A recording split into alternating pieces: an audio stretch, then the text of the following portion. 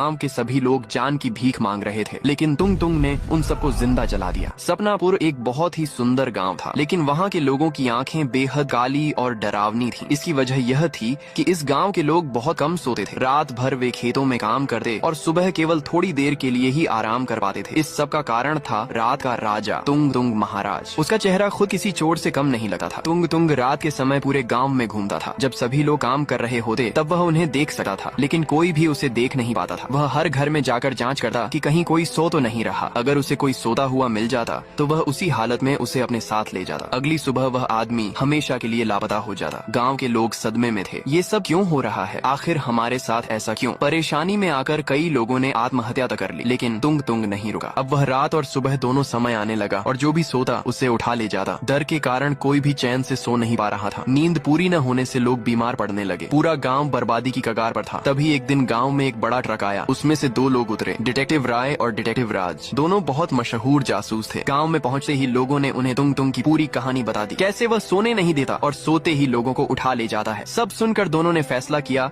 कि वे तुंग तुंग को रोकेंगे। उस रात जब पूरा गांव सुनसान था और लोग हमेशा की तरह खेतों में काम कर रहे थे, राय और राज एक कमरे में सो गए। अचानक वहाँ तुंग तुंग प्रकट हुआ। जैसे ही उसने दोनों को सोते हुए देखा, उसका दिमाग खराब हो गया। गुस्से में वह चिल्लाया, साले जरा भी डर नहीं है, मेरे सामने सो रहे हैं। वह दोनों को उसी हालत में घसीटते हुए अपने साथ ले गया। लेकिन उससे पहले अगर आपका भी कोई अच्छा दोस्त है तो इस वीडियो को लाइक करो और अपना व अपने दोस्त का नाम कमेंट करो। तुंग तुंग उन्हें एक सुनसान जगह पर ले जाकर छोड़ गया। उसके जाते ही राय और राज को होश आया। चारों तरफ देखने पर उन्होंने देखा कि वहाँ बहुत से लोग आए थे। वे सभी लोग जिन्हें तुंग तुंग ने अगवा किया था। तभी अचानक राज का शरीर फट पड़ा। उसके टुकड़े टुकड़े हो गए। यह देखकर राय सन्न रह गया। उसी पल पीछे से आवाज आई। राय ने जैसे ही पलट कर देखा, तुंग तुंग हाथ में तलवार ले खड़ा था। गुस्से में उसने कहा, अब तू नहीं बचेगा डिटेक्टिव राय। वह हमला करने ही वाला था कि राय बोला, मुझे मारने से पहले बस इतना बता दो, तुमने इन गांव वालों को कैद क्यों किया है और इनके साथ क्या करने वाले हो? राय की बात सुनकर तुंग तुंग धीरे धीरे बोलने लगा। कुछ साल पहले मैं भी इसी गांव में रहता था। मेरा चेहरा बहुत डरावना था,